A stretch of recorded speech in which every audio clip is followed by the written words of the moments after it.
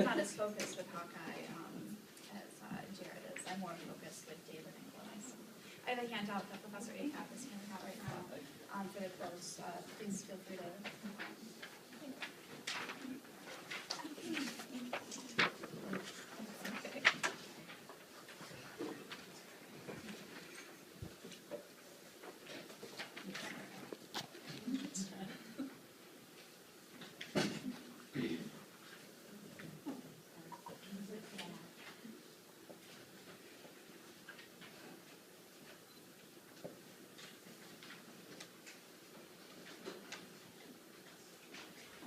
Move the extras back there, Susan, so that folks can grab if they need.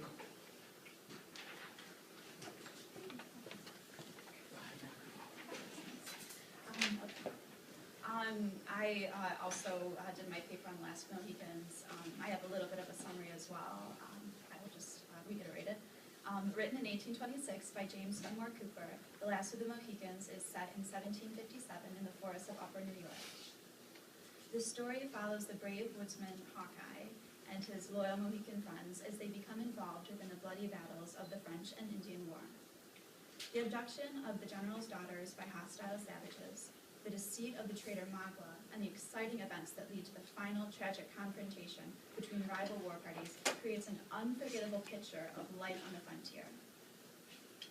As the idyllic wilderness gives way to the forces of civilization, Cooper matches the distinction within the gender roles he assigns to his characters.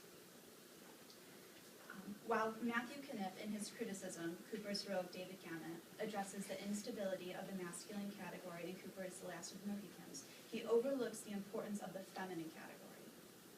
He compares David and Hawkeye and discusses their traits with regard to body and mentality.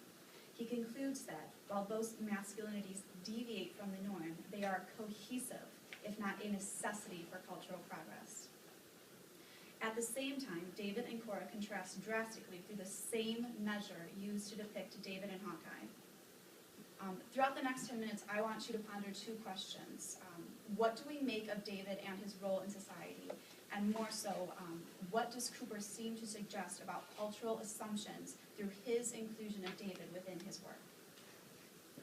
Cooper, it seems, is ahead of his time in his distinctions between sex and gender, while he makes most evident in David and Cora. According to William Eastwood, a former anthropology professor here at Oakland, sex is defined as the anatomical and genetic differences between individuals. Gender, on the other hand, asserts the values, expectations, and roles that society assigns to sexes. America's gender ideology, the meanings and values that we attach to manhood and womanhood, changes over time and differ from place to place. Frequently criticized for creating ordinary characters, Cooper utilizes the physical and mental characteristics of Hawkeye and Cora to reveal the differences of sex and gender explicitly within David. David Gamut is first presented in the novel as an ungainly man whose outward appearance reveals an inner awkwardness and inappropriateness for the frontier.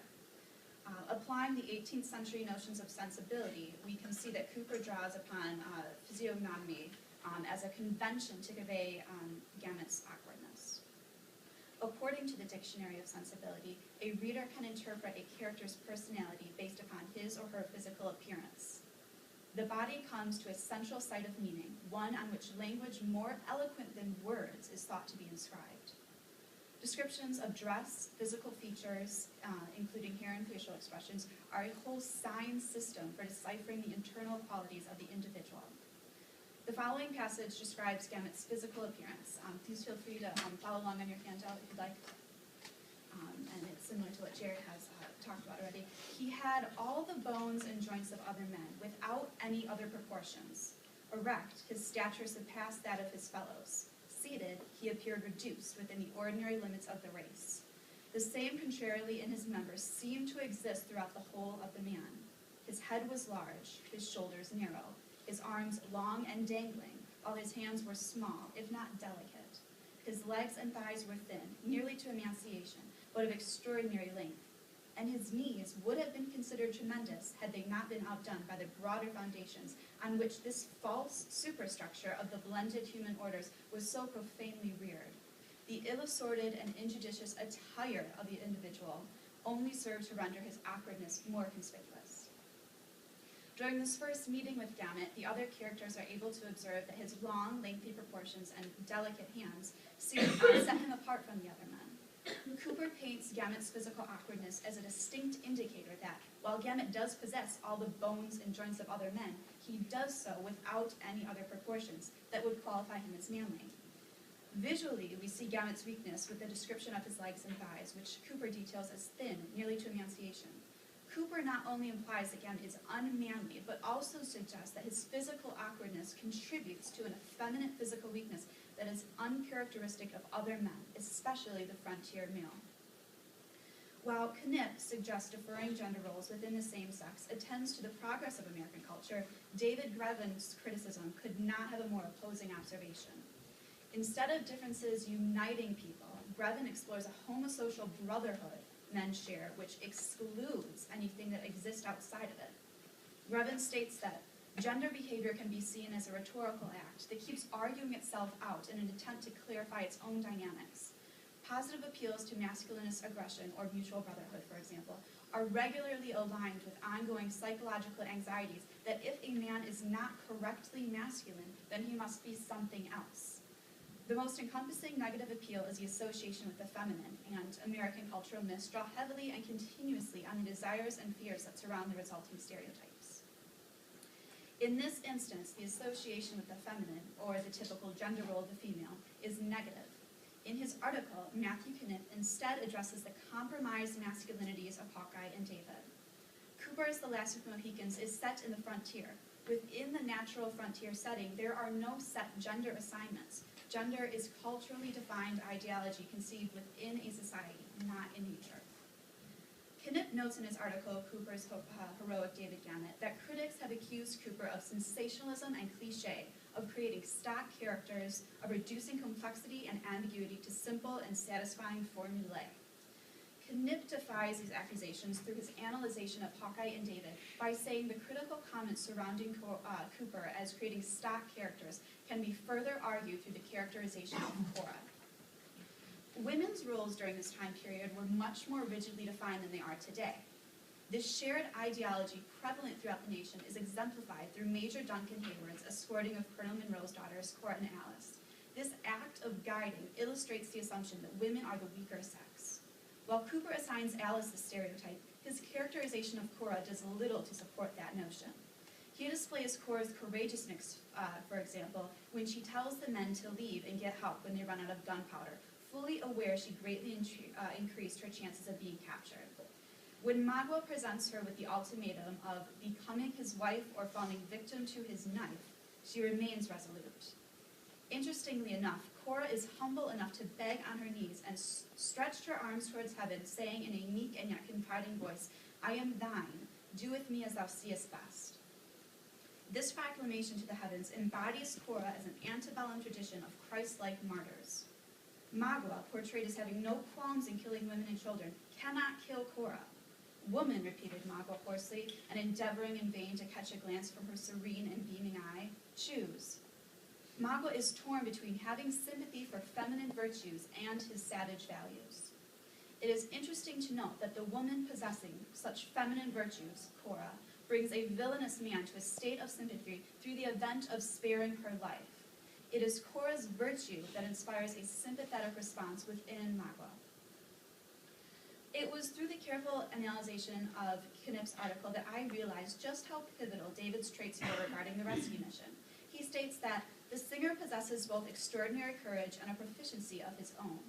Cooper develops an unconventional heroic figure within David. He has the bones and joints of other men, but without any of their proportions. When I initially read this passage, I interpreted it as David being an extraordinary specimen. I didn't associate negativity with it, but instead construed positively a sense of individualism, someone who stood out. I was disappointed that Cooper went further to depict David as a false, whole man. Cooper himself defies the common stereotypes of the traditional gender roles throughout the novel. It is with that I entertain the idea that Cooper is aware of the preconceived notions of his reading audience. He, in fact, uses his audience's stereotypes of a true man's appearance and juxtaposes it to David's. In this way, Cooper is able to show readers the unexpected triumphs of David. The same can be said for Cora. In a contrasting way, Cooper reveals Cora as she concealed her charms from the gaze of the soldiery. Cooper attempts to mute the appearance of the woman Cora, who also possesses unexpected qualities within the realms of her gender. So here we have Cooper emphasizing exterior appearance to exemplify the traits of one character, David, while concurrently muting those of another to achieve the same exemplification of unexpected traits. Knipp describes David's religious enthusiasm, musical profession, and his eccentric behavior as seemingly compromising his masculinity. In a similar way, the religious element of David's occupation makes him less of a stereotype. According to Knipp, manliness was not as narrowly defined in the 19th century as it is today. He suggests the analysis of David today is harsher than it would have been in Cooper's era. If anything, Hawkeye's individualism would have been seen as more problematic. In present-day American society, we praise individualist ideas. So why do we analyze David more harshly? Why are the elements that compose manliness today so much more rigidly defined? One would presume an appreciation of individualism would constitute an appreciation for characters such as David. While the elements that make up manliness are more narrowly defined than they might have been in Cooper's era, America still does praise individuals who exist outside of the conformities. In a moment of doubt on Cora's part, she begs David to leave and rescue himself. Instead, he rises to the occasion. The entire event is marked with carefully chosen diction that connotes masculinity through sexual terms. He gazed for a moment, and his tall person grew more erect, while his chest heaved and every feature swelled, and seemed to speak with the power of the feelings by which he was governed. While Knipp suggests that this change in semantics mirrors a newfound potency within David, I entertain the notion that Cooper is employing the masculine features of David to their highest extent in an effort to redefine David's sexuality.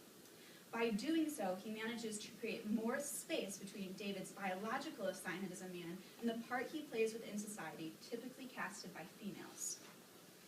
Matthew Knipp, in his analysis of The Last of the Mohicans, concludes that while alternative masculinities not only work together, their cooperation is fundamental for cultural progress. He proves this through a specific example found in the novel. Hawkeye and Gamut share the same stature. Hawkeye leads a song, and David trades his pipe for a slingshot. Knipp utilizes the concretion of a song, slingshot, and the human body as material objects connecting two unlike men. Similarly, he connects two unlike things, the male sex and female gender, within David. Cooper achieves contrast to Cora and David through the unconventional characterization of Cora as a courageous, reasoned woman. In this way, he contrasts the female sex with seemingly masculine gender traits. In addition to her and David's physical bodies contrasting greatly, their innate qualities diverge. Through Cora's death at the end of the novel, Cooper suggests that in antebellum America, there simply is no place for women who define gender roles. Women such as Cora threaten cultural norms. Through the careful craft of characters such as Hawkeye and Cora, Cooper is able to reveal commonly construed ideologies readers apply to sex and gender and apply how they contrast through these three distinct characters. David does not die at the end of the novel. Cooper does this deliberately to suggest non-threatening outliers like David do have place within antebellum America, so long as they are balanced by those who adhere to their sex and gender roles.